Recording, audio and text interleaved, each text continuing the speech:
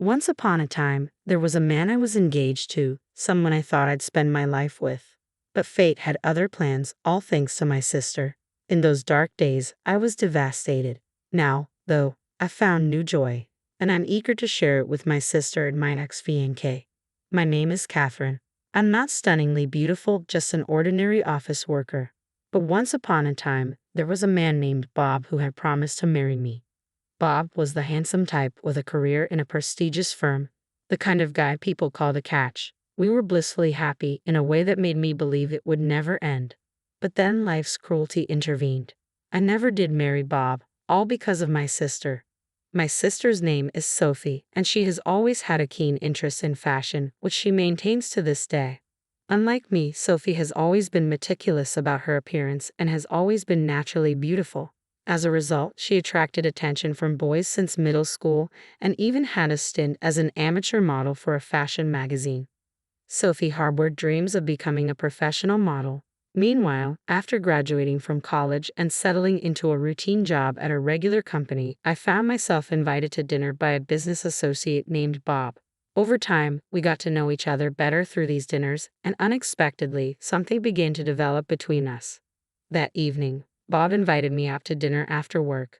I accepted without hesitation, enjoying his company. On our way back, Bob surprised me by confessing his feelings. Though taken aback, I realized I had feelings for him too, and so began our relationship. A year later, Bob proposed, and I happily accepted. Shortly after our engagement, Bob and I visited my parents to share the news. They were delighted, and discussions about wedding plans filled our home with joy. However, not everyone shared in our happiness. That person was my younger sister, Sophie.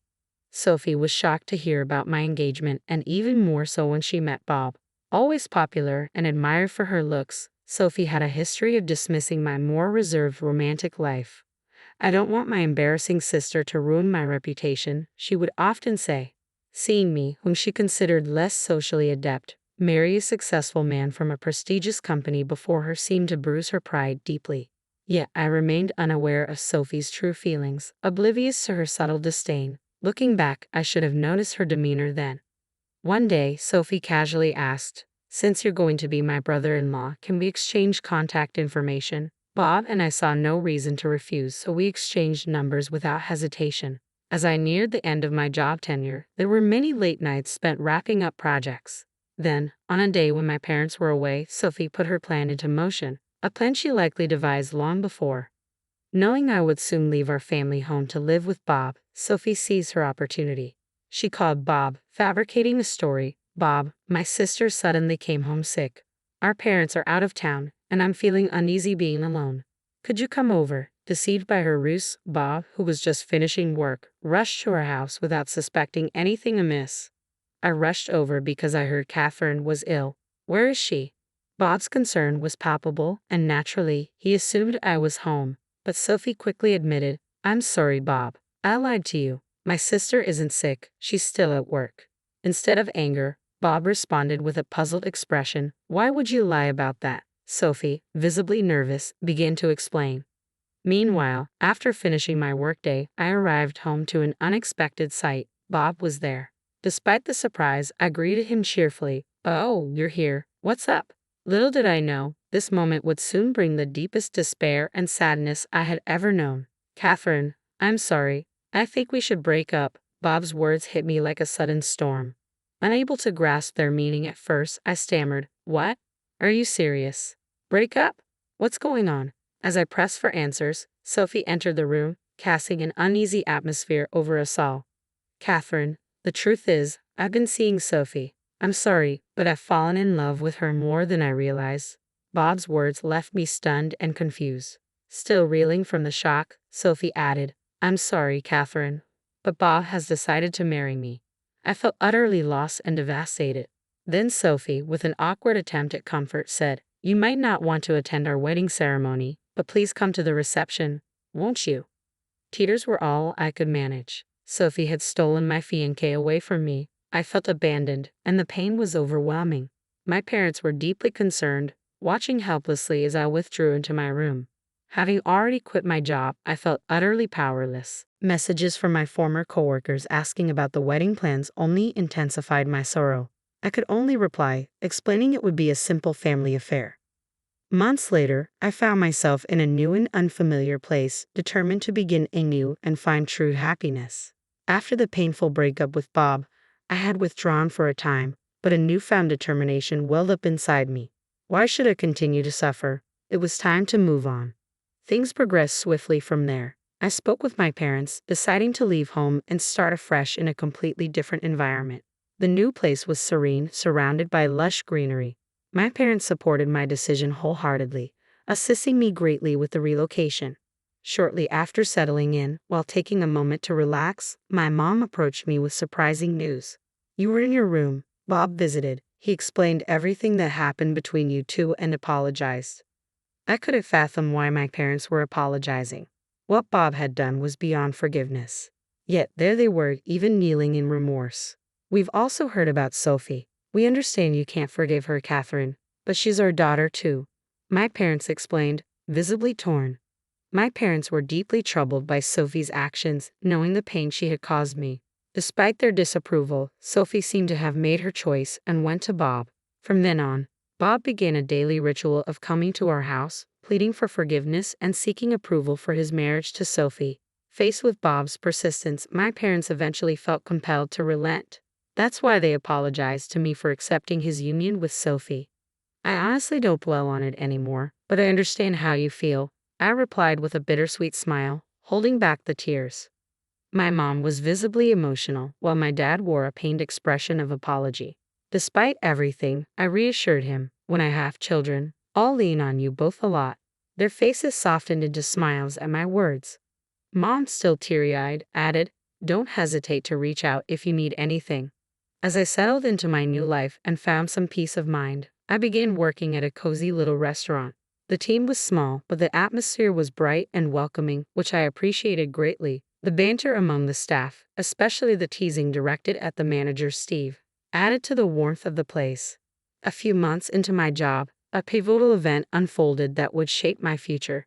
It happened one evening as Steve offered me a ride home after work and confessed his feelings for me. I was taken aback and uncertain. Steve was genuinely a good guy, kind-hearted with both charm and a friendly demeanor that appealed to many. Yet I couldn't shake off the past hurt that still lingered within me.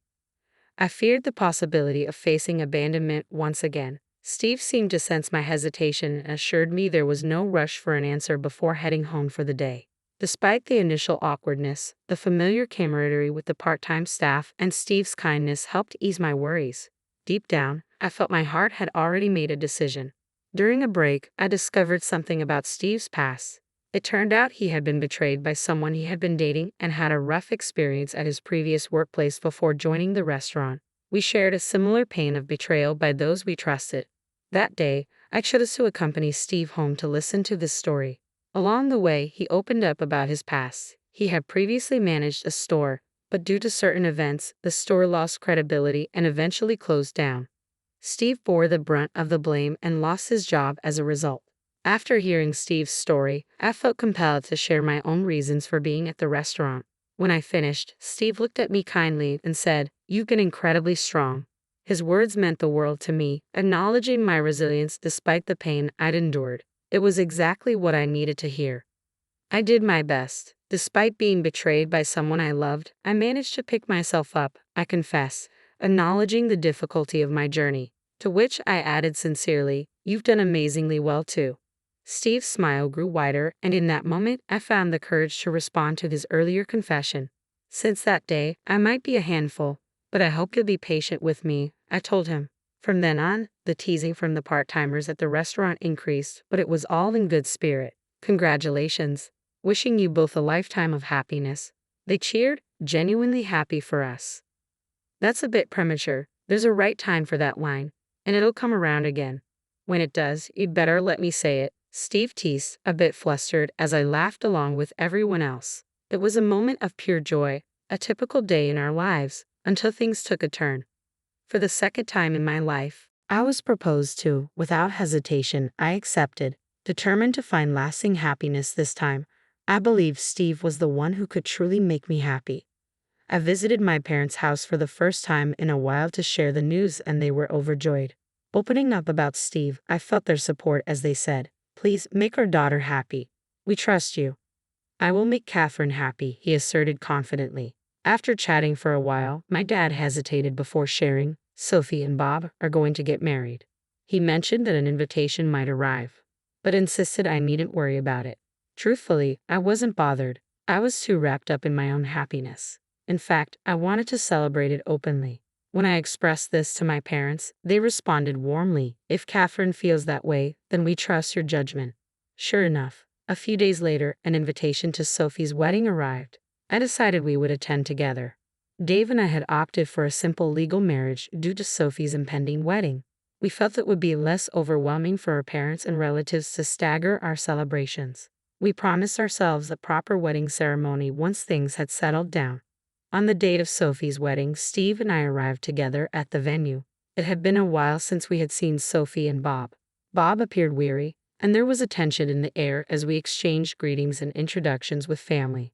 When I proudly introduced Steve as my husband, Sophie's reaction was visibly surprised, etching the moment into memory. During the event, I found myself wanting to ask Bob about what had transpired between him and Sophie on the day when neither my parents nor I were present. Bob initially hesitated but eventually began to confide in me. According to him, when Sophie called him that day and informed him falsely that I was suddenly ill, Bob decided to wait for me. Sophie then arrived with strong drinks, coaxing him to indulge. Despite not being a heavy drinker, Bob had a few too many and became intoxicated. In his vulnerable state, Sophie took advantage of the situation, seducing him. Bob admitted that Sophie's beauty and allure played a role in clouding his judgment. Despite our engagement, he succumbed to temptation, and from then on, his attention began to drift towards Sophie. After hearing Bob's confession, his repeated apologies seemed insignificant to me. Honestly, I felt indifferent. What mattered most was finally knowing the truth. Meanwhile, Steve and Sophie were engaged in a conversation nearby. I was curious about their discussion but decided to inquire later, considering Sophie's upcoming wedding. On our way home, I couldn't resist asking Steve, "Were you upset when you were talking to Sophie?" Steve sighed. "As I mentioned before, she's my ex who betrayed me. But that's not all. She's also the reason I lost my job." I was taken aback. It felt like such a small world, and learning that Sophie was directly responsible for the closure of Steve's shop added another layer of shock. I dove deeper into the situation. It turned out that a few months into Sophie's relationship with Steve, she had an affair with a designer. Sophie believed dating someone in the modeling industry would be more advantageous, despite already being with Steve. When Steve discovered this by chance, he understandably confronted Sophie. However, instead of remorse, Sophie became angry and the relationship ended abruptly. Sophie's anger didn't dissipate. She went further, fabricating a fake photo of foreign objects and dishes from Steve's restaurant and shared it on social media. Given her modeling career, she had a substantial following, and the photos quickly went viral. The negative publicity reached Steve's boss, who had entrusted the business to him amid declining profits. The resulting closure of the restaurant led to Steve losing his job, with him unfairly shouldering the blame. Steve harbored deep resentment over the incident. Not knowing the true culprit behind the fabricated photo, he was left without a target for his anger. Amidst the turmoil, Steve finally discovered the truth during a casual drink with a friend. His girlfriend's friend had seen Sophie boasting on social media about causing the closure of a restaurant. Unaware that the restaurant belonged to Steve, the friend relayed this information to Steve. Though Steve now knew who was responsible, it was too late to take any action, so he resolved to make a fresh start elsewhere. It was then that Steve and I crossed paths. I approached Steve with an apology. "I'm sorry for what my sister did.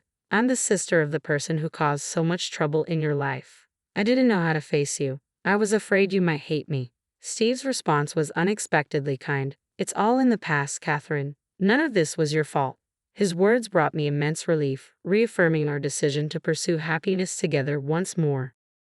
Later, Sophie faced consequences for her actions. She had arranged a photo shoot at an unexpected location. Our home, known for its lush greenery and picturesque backdrop, ideal for modeling. The shoot was evidently part of her ambition to pursue a modeling career. The incident took place during dinner at a restaurant she had visited, which happened to be Steve's. Since I no longer worked at Steve's restaurant, I heard about this incident afterward. Upon recognizing Sophie at the entrance, Steve promptly intervened, stating firmly, I'm sorry, but I can't allow you to enter. He refused Sophie and her group access, prompting the staff to inquire about the situation. Steve proceeded to disclose Sophie's past actions and the hardships he had endured because of her. She has a criminal record, and I have evidence to support it. I can't risk a repeat of past troubles, so I must refuse her entry. There was stunned silence among the staff, and Sophie visibly paled at Steve's words. Moreover, Steve declared his intention to inform the president of the company where Sophie was poised to start about her troubled history. The individual who had scouted Sophie was taken aback and urged Steve to reconsider, but Steve remained resolute in his decision. As a result, Sophie's scheduled photoshoot was canceled, and news of the incident spread throughout the industry, shattering her aspirations of becoming a model. No one wanted to associate with someone who had caused such a significant scandal in the past. Adding to this, I learned from my mom that Bob's company had been experiencing declining performance lately, and he was now under consideration for demotion. She appeared concerned about what the future held for both of them. Despite the tumultuous events, Steve and I continued to enjoy our days together happily. Today marks the eve of our long-awaited wedding. We've both overcome challenges in the past, but now we're filled with joy. There's also a new life growing within me. Congratulations. Wishing you a lifetime of happiness.